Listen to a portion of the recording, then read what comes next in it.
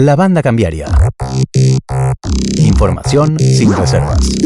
Seguimos, Álvaro, aquí en la banda cambiaria y un poco, como decíamos al principio del programa, analizar la situación económica tan compleja, ¿no? No solamente desde el punto de vista local, sino internacional, con un escenario internacional con aceleración inflacionaria que impacta, por supuesto, en nuestro país.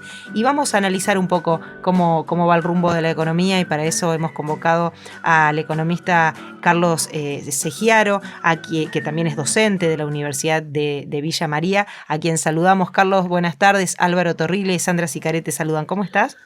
¿Qué tal? ¿Cómo están ustedes? Bien. Gracias, gracias por atendernos. Carlos, bueno, en principio queríamos saber un poco tu mirada de lo que está pasando en la economía argentina, ahora atenta y concentrada sobre todo en lo que está pasando en el mercado cambiario, ¿no? Sí, por supuesto. En realidad las convulsiones, llamémosle así, tanto en el mercado de capitales como en el mercado de cambios, arrancaron el 9 de junio, aquel día en que se derrumbaron los precios de los bonos en pesos que ajustan por ser. Eso fue generando todo un proceso de aumento de la incertidumbre en el mercado de capitales, en todo el sistema en general, vinculado con el mercado de cambios también, lo cual obviamente profundizó el nivel de incertidumbre tras la renuncia de Martín Guzmán. Uh-huh. Obviamente un escenario en el cual el mercado no se ha recuperado y estamos hablando de esta brecha cambiaria que ya supera el 150%, ¿no? Uh-huh. Da la sensación, la pregunta así generalizada, si bien por ahí uno puede hacer un análisis económico un poco más exhaustivo, llama la atención cómo los indicadores macroeconómicos de la Argentina dan cuenta de una recuperación, muchos con crecimiento, consolidación de ese crecimiento, y por otro lado un escenario de alta inflación que no se puede domar. Digo, ¿cómo se pueden combinar estas cuestiones como para poder salir de este brete, ¿no? Bueno, hay que mirar la foto y también la película, ¿no? Porque en realidad uno mira las estadísticas del último año y hay un proceso de recuperación de prácticamente todos los sectores productivos, pero la foto ya está mostrando una preocupante desaceleración en las estadísticas, te diría, de los últimos 2 meses por lo menos. Y la película que yo tengo para mirar hacia adelante con todo este combo que tenemos arriba de la mesa es un escenario de mayor desaceleración también. No sé si llegando a un escenario recesivo, probablemente no, estadísticamente probablemente no va a pasar, pero creo que el segundo semestre del año va a mostrar un escenario de clara desaceleración de la economía. Eso tiene que ver con el hecho de que el proceso de inversión queda parcialmente dañado con todo este ruido que tenemos arriba de la mesa, y también porque, convengamos esto, veníamos pensando o se venía pensando en una inflación minorista calculada por el INDEC en torno al 70% para este año, pero todo lo que ha ocurrido el último mes y medio, sobre todo la primera quincena de julio, hemos visto remarcaciones muy fuertes en muchos segmentos y cadenas de valor. Probablemente la inflación de julio termine en torno al 6%. Quiere decir que hoy la hipótesis de una inflación minorista calculada a través del INDEC con un piso del 70% ya no es la lectura que tenemos que tener. Mi impresión es que claramente vamos a terminar con un piso en torno al 80% y probablemente un poco más también, ¿no?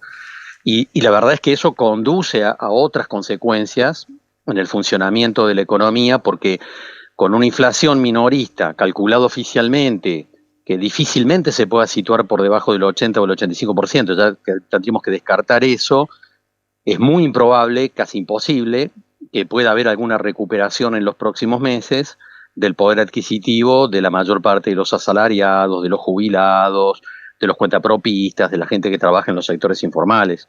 Uh-huh. Y en ese contexto, por supuesto, esa lectura te muestra un proceso también de desaceleración, de debilidad de la demanda, que me parece que desgraciadamente es el escenario que tenemos de cara a toda la parte, a lo que resta del año, ¿no? Yo digo, a veces hablamos de la incertidumbre que tenemos, yo digo, estas cosas que estamos hablando son cuasi certezas, ¿no? Claro. Uh-huh. Y este proceso, bueno, por el cual se desacelera la economía, ¿era algo que se veía venir que iba a pasar a partir de un ciclo lógico, a lo mejor de crecimiento y que después se estabiliza, o está directamente atado a esta crisis inflacionaria y del dólar, digamos, lo que está provocando o lo que va a provocar que la economía termine desacelerándose o estancándose, ¿no? Es un combo de cosas que incluyen las que acabas de mencionar, ¿no es cierto? Porque obviamente la recuperación post-COVID fue a una velocidad importante el año pasado porque veníamos de una parálisis, ¿no es cierto? Y era lógico que muchos indicadores se mostraran positivos. La brecha cambiaria, la incertidumbre, obviamente afecta el nivel de inversión particularmente, pero el escenario inflacionario muy fuerte conspira contra el poder adquisitivo de millones de personas. Ujú. Y eso obviamente se traduce finalmente en un escenario de desaceleración de diversos consumos, así como otros suben. Te cuento, a ver, con supermercadistas del Gran Córdoba, por ejemplo, Ujú. los comentarios de este último mes y medio, con respecto a lo que está pasando en góndola, que es un indicador siempre muy fuerte, ¿no es cierto?, muy rápido de lo que pasa en la economía y los niveles de consumo. Por ejemplo, muchos supermercadistas me decían en las grandes ciudades, ¿no? Ujú. Lo que más aumenta la velocidad de rotación en góndola es fideo y arroz. Claro. Y además, en quesos, por ejemplo, lácteos, los lácteos planchados, digamos, sin capacidad de reacción, pero me decían, el producto en lácteos que más se mueve, queso cremoso. Mm. Por supuesto, todo tiene que ver con lo mismo, ¿no es cierto? Es decir, el proceso de debilidad en el consumo de millones de personas está arriba de la mesa y es un dato, yo diría, en lo que resta del año, imposible de modificar. Ujú. Ujú. Y Como esto es va. imposible de modificar también la visión de resolver el tema inflacionario en el corto plazo. Yo veo también, digamos, la Argentina tiene un proceso inflacionario que ya tiene una década de aceleración, en un contexto internacional que también es inflacionario y que impacta sobre la economía argentina siempre multiplicando los problemas. Y yo veo el hecho de decir, bueno, a ver, veo a veces en la oposición política, en algunos medios de comunicación, gente dice, no, el gobierno tiene que hacer algo para resolver la inflación inmediatamente en los próximos meses. Digo, me hace acordar, esos planteos me hacen acordar a Alfredo Casero. Ujú. Quiero flan. Claro. Porque en realidad es imposible resolver esto en el corto plazo, digamos. Es imposible. Y Silvina Batakis, en realidad, cuando asumió, el primer día lo dijo. Dijo, en realidad, resolver el problema del poder adquisitivo de la gente es un tema de mediano y largo plazo. Ujú. Dijo, no lo puedo resolver ahora en el corto plazo, porque la verdad que las herramientas que tiene el gobierno para enfrentar la inflación en el corto plazo, la verdad que son muy escasas, no alcanzan para resolver este problema en lo inmediato, es prácticamente imposible, ¿no? Vos mencionabas eso de las herramientas, justo te quería preguntar si veías que existían algún tipo de herramientas que pueda tomar, más allá de las que algunas se tomaron y demás. Vos mencionabas lo que dijo la ministra Batakis apenas asumió. Digo, ¿se puede echar mano de algunas otras que el gobierno no esté tomando en el corto plazo para por lo menos aliviar al menos la tensión cambiaria? Me parece que es muy difícil, es prácticamente imposible. En realidad que puedan tomar medidas que puedan torcer la situación inflacionaria particularmente. El acuerdo con el Fondo Monetario contiene un plan antiinflacionario, pero lo contiene de manera progresiva. ¿Por qué? Y bastante ortodoxo además. Uh-huh. El acuerdo con el Fondo Monetario dice que hay que subir las tasas de interés en el sistema financiero, cosa que está ocurriendo, por supuesto. Dice que el gobierno argentino tiene que equilibrar las cuentas fiscales progresivamente al 2025 y dice que el gobierno argentino además tiene que dejar de financiarse vía emisión progresivamente hasta ese equilibrio fiscal del 2025. O sea, subir las tasas de interés, equilibrar las cuentas fiscales y frenar los niveles de emisión son la receta más ortodoxa que existe en términos antiinflacionarios. Solo que el acuerdo con el Fondo Monetario dice, bueno, con esto tenés que progresivamente bajar la inflación. Y el mismo Fondo Monetario lo ha dicho, dice, si el gobierno argentino hace lo que está escrito en este acuerdo, la inflación en el 2025 sería del 25%. Claro. Es decir, no hay una receta para resolver esto en el cortísimo plazo. Estuviera Melconian escuchándome o Milei, diría, no, sí existe una política de shock, donde en realidad llevás la cotización del dólar a 300 pesos el primer día, ajustás todas las tarifas, y a los 2 meses se acabó la inflación. Sí, pero eso es la paz del cementerio. Claro. En realidad destrozás al 80% de la sociedad argentina en términos de poder adquisitivo. O sea, es una medida, yo siempre digo, cuando uno mira la viabilidad de una política económica, tiene que mirar la viabilidad técnica, pero también la viabilidad política. Ir por una decisión de aplicar una política de shock en este momento, yo digo, me parece que es inviable desde el punto de vista político, con todas las complicaciones sociales que tiene la Argentina arriba de la mesa, ¿no? Uh-huh. ¿Cómo, sé que la pregunta quizás es un poco abarcativa y grande, ¿no? Pero ¿cómo se llega a esta situación de crisis inflacionaria tan grande, de crisis cambiaria tan grande también? ¿Cómo se llega al punto, digamos, en el que está ahora la economía argentina y el gobierno, ¿no? Bueno, la crisis cambiaria tiene su correlato de todo el proceso de estos últimos años en relación a lo que arrancó con la crisis que tuvo que enfrentar también Macri entre el 2018 y el 2019, ¿no? Uh-huh. Es decir, que condujo al acuerdo con el Fondo Monetario y todo lo que vino después, y la Argentina obviamente quedó muy, muy acotada en términos de divisas, y lo ha seguido así hasta el presente, ¿no es cierto? Un mecanismo de racionamiento de divisas que te genera muchas presiones desde los sectores importadores, desde los sectores también de exportación, porque este también es un juego de intereses donde los sectores exportadores están ejerciendo toda la presión que pueden para generar algún golpe devaluatorio en el mercado, ¿no es cierto? Yo digo, esto está fuera de discusión, que también está arriba de la mesa. Uh-huh. De tal manera que en un contexto de debilidad en la gestión de un gobierno también se generan todas las presiones sectoriales en función de los intereses que se quieren defender, ¿no? Ahora, decíamos hace un rato, la Argentina tiene un proceso inflacionario que ya tiene una década, ¿no? Y que además la pandemia no hizo más que profundizar, porque pensémoslo con un ejemplo. Supongamos que yo tengo una fábrica de heladeras que puede hacer 10 heladeras por día, porque esa es su capacidad de producción, 10 heladeras por día. Y de repente está vendiendo 7 o 6 por día. Es decir, está por debajo de su capacidad de producción, está vendiendo menos. Uh-huh. Pero de repente vos aplicás una política ahora 12, ahora 24, querés estimular el consumo, y el consumo se te va a 12, a 13 heladeras por día. La capacidad de producción no supera 10, pero además uno diría, acá hay un problema adicional, que fue la pandemia. Porque decíamos que esa fábrica podía fabricar 10 heladeras por día, pero resulta que cerró, o cerró parte de su cadena de suministros, o tiene la mitad de los empleos covidiados, y en realidad solo puede producir 5. Uh-huh. Y mientras tanto vos incentivaste la demanda con una serie de mecanismos para que aumentara esa demanda, y también tenés frenada la importación porque querés controlar las divisas. El resultado es explosivo. Uh-huh. Entonces, en realidad, acá hay un combo muy complejo, digamos, siempre yo adhiero claramente a la explicación de que la inflación es un fenómeno multicausal. Por supuesto que la emisión juega un rol, porque al ser multicausal no es que dejó de ser importante la emisión, ciertamente que lo es, pero también juegan otros factores como este que acabamos de mencionar. Uh-huh. En realidad, esto explica por qué, además, yo no puedo pretender frenar la inflación en unos meses cuando es parte de un proceso explicativo que ya lleva una década. Nuestras redes sociales. Encontrarnos en Twitter, Instagram y Facebook. Escuchá los podcasts de La Banda Cambiaria en nuestro canal de YouTube y Spotify. La Banda Cambiaria. Sí, y aparte si vos decís freno el estímulo a la demanda, también frenás, planchás el mercado interno, digo, también eso tiene su correlato, ¿no?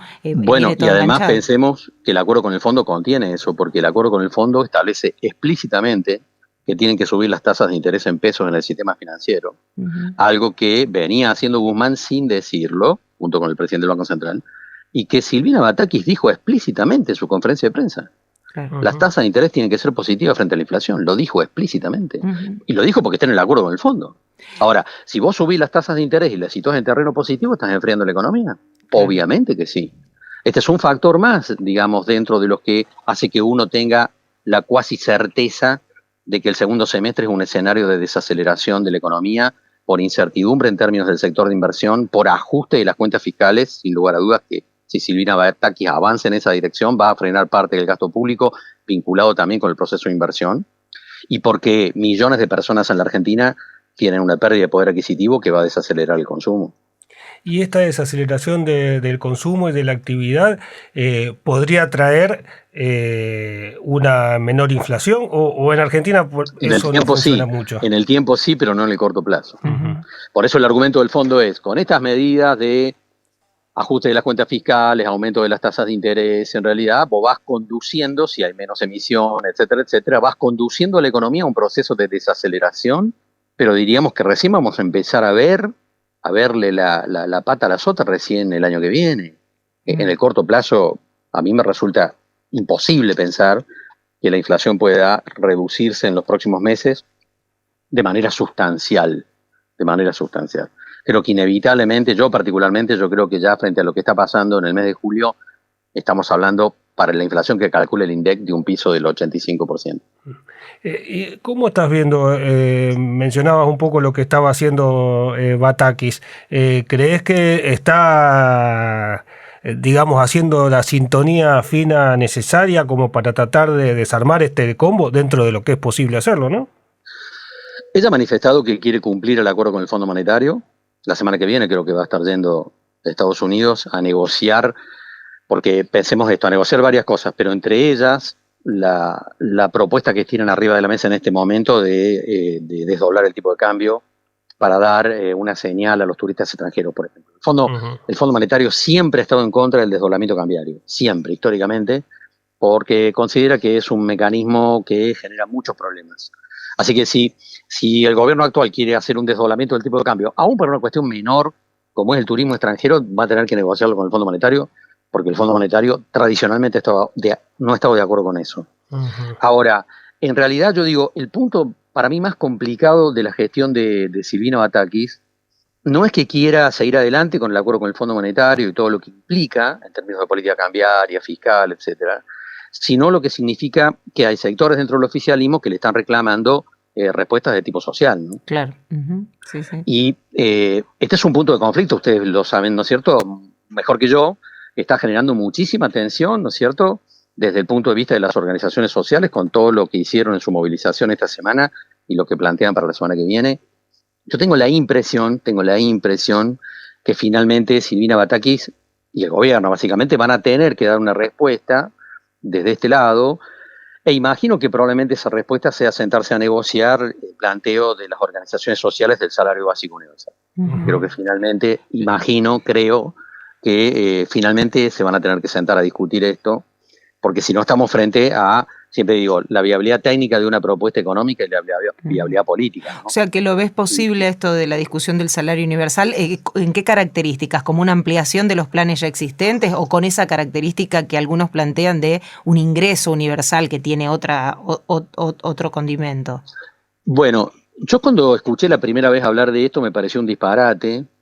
La segunda vez que escuché hablar de esto me pareció otro disparate, pero cuando vi a Cristina Fernández hablando de esto el mismo día que renunciaba a Guzmán, ¿sí?, y después vi la presentación, me puse a leer la presentación que entró al Congreso de la Nación. Y en realidad lo que plantea esto obviamente es esto de salario básico universal para personas entre 18 y 65 años que recibirían un ingreso solo por ser ciudadanos en realidad, ¿no es cierto?, Sí. Que estaría en torno a los 22.000 pesos a precios de hoy. Eso tiene un gasto bruto del 1,8% del PBI, pero reemplazaría a otros planes, absorbería otros planes, así que en términos de números uno tendría que ver cuál es el gasto neto, digamos, cuál es el aporte neto, y en la propuesta que está en el Congreso da el 0,7 del PBI. No es una cifra tan grosera, porque además el Fondo Monetario nunca cuestionó los planes sociales. Cuando el Fondo se sentó a negociar con el gobierno argentino, que le dijo, bueno, mira, los planes sociales manejalos, seguirlo así porque era el 1% del PBI. Lo que sí le dijo, ajustame las tarifas de los servicios, ¿no? Claro. Porque las tarifas de los servicios representaban 4 puntos del PBI. El fondo no cuestionó tanto los temas sociales, y vamos a ver qué dice esto. Yo imagino que Silvina Batakis la semana que viene, si viaja a Estados Unidos, también se va a sentar a discutir esto con Georgieva, porque me da la impresión de que si el gobierno sigue adelante con un plan que sea cumplir a rajatabla el acuerdo con el Fondo Monetario, sin dar una respuesta a las demandas sociales que surgen de los sectores, digamos, más desprotegidos, en realidad se va a hacer difícil la gobernabilidad. No estamos hablando de economía, acá estamos pasando a otro plano, sí, ¿cierto? Sí, pero está claro que, como decía recién, un plan económico tiene que ser viable técnicamente y tiene que ser viable políticamente. Y estamos en esta encrucijada porque yo veo por ahí colegas haciendo propuestas de política económica, la verdad que cuando miro algunas de ellas, digo, esto políticamente es absolutamente inviable, ¿no? Claro, sí. Más allá de que técnicamente sea consistente. Yo no puedo mirar solamente una parte de esa realidad, tengo que mirar el conjunto, y la verdad es que sí, en una situación tan compleja socialmente como la que tiene hoy el país, alguien quiere llevar adelante una política que es inconsistente políticamente, y la vamos a pasar peor desde el punto de vista social, ¿no? Claro, es echar más leña al fuego. Vos hablabas también del tema de las presiones devaluatorias. Esta semana se puso muy en carpeta la discusión sobre el tema de la retención de granos, de la posibilidad, digamos, de que el sector agropecuario venda o no la soja retenida. Hoy vemos que esta semana también hubo una caída bastante importante en el mercado internacional de los granos, que podría profundizarse por este acuerdo que hay para liberar la cosecha en Ucrania. Como vos estás mucho con el sector agropecuario, trabajando como gente de consulta, ¿cómo estás viendo esa situación desde el lado de lo que están pensando un poco los que hoy tienen el grano en el campo, ¿no? Por supuesto. En realidad, la descompresión de los precios en Chicago, que venimos viendo para la mayor parte de los granos desde hace ya casi 3 meses, era algo que el mercado tenía que saber, digamos, porque estaba escrito en el cielo que iba a pasar, digamos. Todo el combo de elementos a nivel internacional, que incluye la suba de las tasas de interés en los Estados Unidos, en realidad, que está generando un proceso, además de desaceleración de la economía mundial, está claramente arriba de la mesa de cara al segundo semestre. En realidad, era evidente que solamente el conflicto entre Rusia y Ucrania era el factor alcista que estaba jugando en el mercado. Todas las demás señales en Chicago eran bajistas, digamos, y se han ido convalidando a lo largo de los últimos meses y sobre todo estas últimas semanas, digamos. Esto obviamente pone una situación de tensión en el sector agropecuario y particularmente en el sector agrícola, porque en realidad estamos frente a una desaceleración de los precios internacionales, pero mientras tanto suben todos los costos de producción en la Argentina medidos en dólares. De tal manera que el productor agropecuario se encuentra con que su margen de rentabilidad, claramente mirándolo hacia esta próxima campaña, va disminuyendo en un contexto de aumento de los costos financieros, etcétera, etcétera. De tal manera que ciertamente el sector agropecuario está mirando con mucha atención esta situación, donde el margen de rentabilidad disminuye con respecto al año pasado. El año pasado el margen de rentabilidad fue excelente, pero en realidad, digamos, estamos viendo una disminución del margen bruto agrícola, como se le llama, en un contexto, además, de más riesgo climático. Claro. Estamos con toda la hipótesis de una niña arriba, ¿no es cierto? De tal manera que el sector agropecuario en sí tiene un nivel de preocupación importante por lo que está pasando, la provisión de insumos, la falta de fertilizantes, agroquímicos, el problema de los combustibles. Obviamente el sector tiene muchas preocupaciones arriba de la mesa y los productores en general, obviamente los productores agrícolas con la expectativa de que haya un cambio en la cotización del dólar del mercado oficial. Yo no veo el gobierno argentino cambiando lo que está acordado con el Fondo Monetario, que es subir la cotización del dólar oficial en sintonía con la inflación. Ayer circuló una versión claramente falsa, digamos, de que el gobierno argentino estaba pensando un desdoblamiento cambiario para el sector agropecuario. Esta información fue desmentida y la verdad que para mí no tiene sentido. Pero además, hablamos siempre del sector agropecuario y hay que separar el sector agrícola del resto de los sectores, ¿no? Que son parte de lo agropecuario.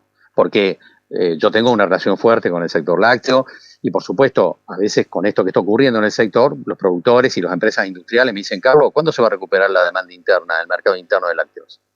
Y la respuesta es, en lo que resta del año, no va a ocurrir eso. Por lo que dijimos del poder adquisitivo de millones de personas, etcétera, etcétera. Mientras tanto, un productor lácteo está viendo que el precio que vende la leche fluida va subiendo, pero en una proporción claramente inferior al que le suben los costos de producción.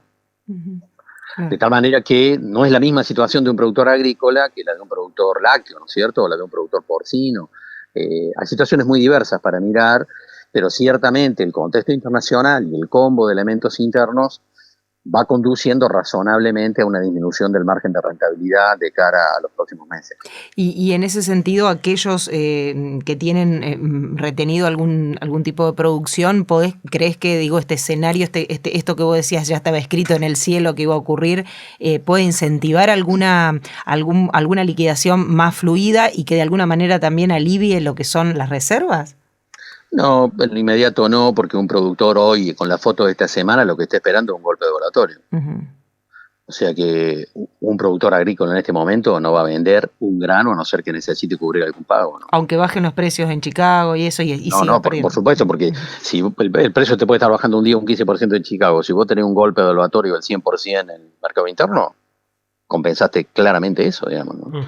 De tal manera, mientras persiste una incertidumbre fuerte con respecto a la política cambiaria del gobierno argentino y surcan informaciones como la de ayer, digamos, que obviamente son información basura, pero contaminan todo, en realidad un productor lo que va a seguir es esperando ese golpe evaluatorio. Se va a sentar arriba de los granos a esperar que eso ocurra, ¿no? Y ahí empieza a jugar también el tema, no sé, o si ya está jugando el tema más político, ¿no? Sí, por supuesto, porque obviamente el Banco Central no nada en reservas, ¿no es cierto? Las está contando de a una. Uh-huh. Y de tal manera que si los exportadores y los productores, en realidad la cadena de exportación de agroalimentos se frena en su liquidación, obviamente que eso genera una complicación adicional sobre el mercado de divisas. Uh-huh. Carlos, la verdad, un gustazo hablar con vos, muy claro también para los oyentes, estos ejemplos que ponés y esta forma también de dividir, como recién hiciste, los sectores, ¿no? No es lo mismo todo el sector agropecuario, una cosa es el sector agrícola, otro el lechero y demás, como mencionabas. La verdad que es un gusto y es una clase de economía también poder charlar con vos. Gracias por tu tiempo. Bueno, que anden bien. Muy bien, hasta la próxima. Chao. Así pasaba Carlos Egiaro, economista, docente también de la Universidad de Villa María, analizando un poco la situación del contexto global y también del contexto nacional. Muy escéptico y con datos que planea o pronostica, ¿no? Un piso de 85% para la inflación en este año. Y una desaceleración importante también para el segundo semestre de la economía, que desgraciadamente tampoco serviría en el corto plazo para bajar la inflación, por lo menos en la visión de Segiaro, ¿no? De Segiaro. Seguimos en la banda cambiaria, quédese. La banda cambiaria. La banda cambiaria. Un informe semanal de economía local, nacional e internacional. La banda cambiaria.